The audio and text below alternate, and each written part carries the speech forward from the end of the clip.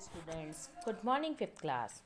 आज मैं आपको हिंदी सेकंड का चैप्टर नंबर 19 निबंध लेखन पढ़ाऊंगी, यानी ऐसे राइटिंग, निबंध लेखन। सबसे पहले हम जानते हैं बच्चों, निबंध का अर्थ क्या है। अच्छी तरह से बंधा हुआ, यानी जब किसी विषय पर हम अपने विचार या कल्पनाओं के आधार पर व्यवस्थित रूप से लिखते हैं। कोई भी विषय हो, उसको हम अपने अकॉर्डिंग लिखते हैं, अपने अनुभव के अनुसार या अपनी कल्पना के अनुसार लिखते हैं, तो एक व्यवस्थित रूप में लिखते हैं, यही निबंध कहलाता है। निबंध को रोचक और प्रभावशाली बनाने के लिए कई बार हम मुहावरों और कहावतों का भी प्रयोग कर सकते हैं। निबंध लिखते समय जब हम कुछ बातें जो हैं उनको विशेष रूप से ध्यान रखना ज़रूरी है। जैसे कि बच्चों, विषय के बारे में सोचकर उसे अच्छी तरीके से समझना चाहिए और तब हमें निबंध को लिखना चाहिए।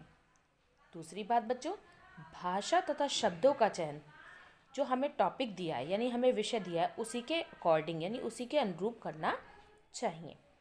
तीसरी बात बच्चों, प्रत्येक नई बात नए अनुच्छेद से लिखें। कहने का मतलब है नए पैराग्राफ से लिखें। बस अनुच्छेद में या निबंध में, अनुच्छेद में क्या होता है बच्चों कि जो है हम पैराग्राफ तो लिखते हैं लेकिन उसमें हेडिंग का यूज़ नहीं करते हैं, है ना। दूसरा, विचारों को हमेशा क्रम से लिखें। सबसे लास्ट बात इम्पॉर्टेंट, कि भाषा सरल हो, पढ़ने वाले को बहुत ज़्यादा प्रभावित करने वाली होनी चाहिए।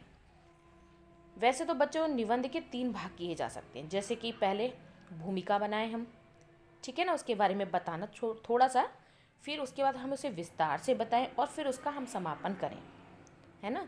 भूमिका में निबंध के विषय का परिचय दिया जाता है।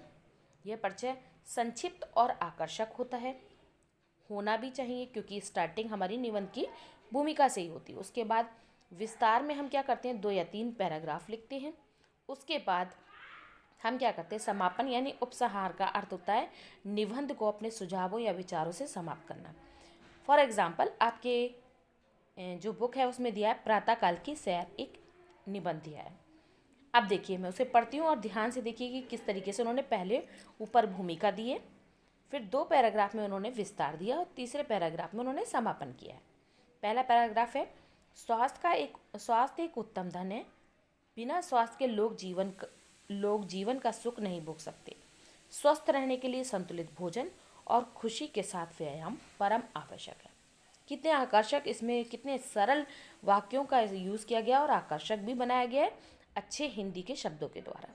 उसके बाद आते हैं विस्तार पे। प्रातःकाल की सैर एक प्रकार का व्यायाम है। गांधी जी ने तो इसे व्यायामों का राजा कहा है। बच्चे, बूढ़े, जवान, निर्बल, बलवान, अमीर, गरीब, ये सब व्यायाम कर सकते हैं। प्रातःकाल की सैर अत्यंत लाभदायक है। पहला पैराग्राफ विस्तार से बता दिया। दूसरा, प्रातःकाल खुले मैदान, नदी किनारे या बाग के सैर करनी चाहिए। सैर करते समय किसी से बातें नहीं करनी चाहिए। बहुत धीरे धीरे भी नहीं चलना चाहिए। लंबे लंबे सांस लेकर धीरे धीरे उन्हें छोड़ना चाहिए। ये आप क्या होगा, तो विस्तार से पैराग्राफ यानी अनुच्छेद।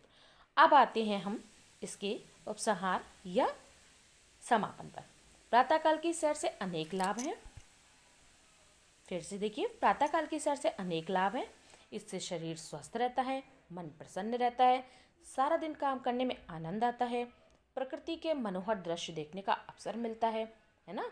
शीतल और शुद्ध वायु का सेवन मनुष्य को तरोताजा रखता है। जो मनुष्य देर से उठते हैं या प्रातःकाल की सैर नहीं करते, वे सबसे बड़े सुख से क्या रह जाते हैं, वंचित रह जाते हैं। उनका स्वास्थ्य बिगड़ जाता है। डॉक्टर धन लेकर भी उन्हें सब कुछ नहीं दे सकता जो प्रातःकाल की सैर के समय प्रकृति मानव को देती है। ठीक है बच्चों, तो इस तरीके से ये आपका निबंध लेखन है। एक बार फिर से आप इसमें दिए निबंधों को पढ़ेंगे और कल हम आपको आपका वर्क सेंड करेंगे। ओके बच्चों।